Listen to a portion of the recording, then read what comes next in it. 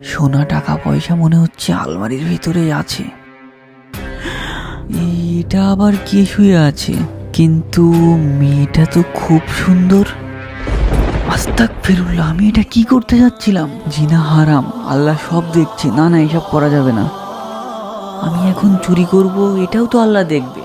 না না, চুরি করব না।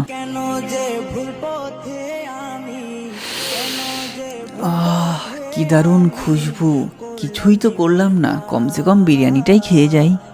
আল্লাহ এটাও তো দেখছে। অন্যের জিনিস না বলে খাওয়া, এটাও তো হারাম। না না, হারাম খাওয়া যাবে না। আজ থেকে আর কোনো হারাম কাজ করব না।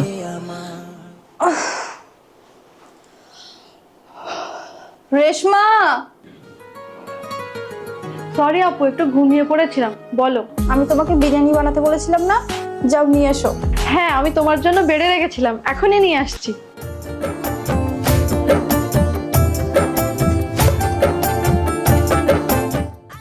এখান থেকে কেউ কি এক চামচ খেয়েছে? না না আপু, কেউ খায়নি তো।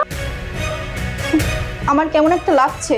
আমি এটা খাবো না। বাইরে যদি অসহায় মানুষ থাকে তাকে গিয়ে দিয়ে এসো।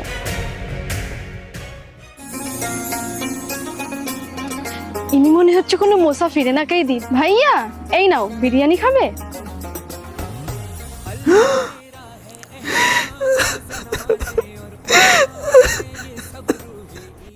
বোন, কালকে কিন্তু তোর বিয়ের জন্য পাত্র দেখতে যাব। আপু, বিরিয়ানিটা একজন মুসাফিরকে দিয়ে আসলাম, কিন্তু সে বিরিয়ানিটা দেখে জোরে জোরে কান্না করতে লাগলো। হয়তো কোনো সমস্যার মধ্যে আছে, যাও ওনাকে ডেকে নিয়ে এসো।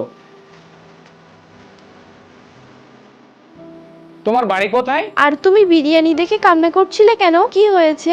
আমি চোর।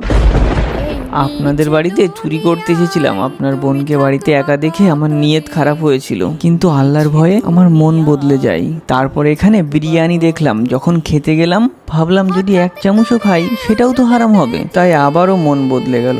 চুরি করার ইচ্ছা ত্যাগ করলাম আর মসজিদে গিয়ে তওবা করলাম। কিছুক্ষণ পর সেই বিরিয়ানি উনি নিয়ে আসলেন আমাকে খাওয়ানোর জন্য, যেটা আমি এখানে রেখে গিয়েছিলাম। আল্লাহর এই দয়া দেখে আমি সত্যিই কেঁদে ফেললাম। ভাইয়া, তুমি আমার বিয়ের জন্য পাত্র দেখতে যাচ্ছিলে না? আমি চাচ্ছি তুমি আমার বিয়েটা এনার সাথেই দিয়ে দাও। কারণ এত অসহায় হবার পরও যার মনে আল্লাহর প্রতি এত ভয়, আমি মনে করি তার থেকে ভালো মানুষ আর কেউ হতে পারে না। ঠিক আছে, তাহলে এক সপ্তাহের মধ্যে এনার সাথে তোর বিয়ে দিয়ে দেবো। হে আল্লাহ, তোমার কি অসীম করুণা। আমি তোমার সন্তুষ্টির জন্য যা যা হারাম মনে করে ছেড়েছিলাম, তুমি সেগুলোই আমাকে হালাল করে দান করেছো।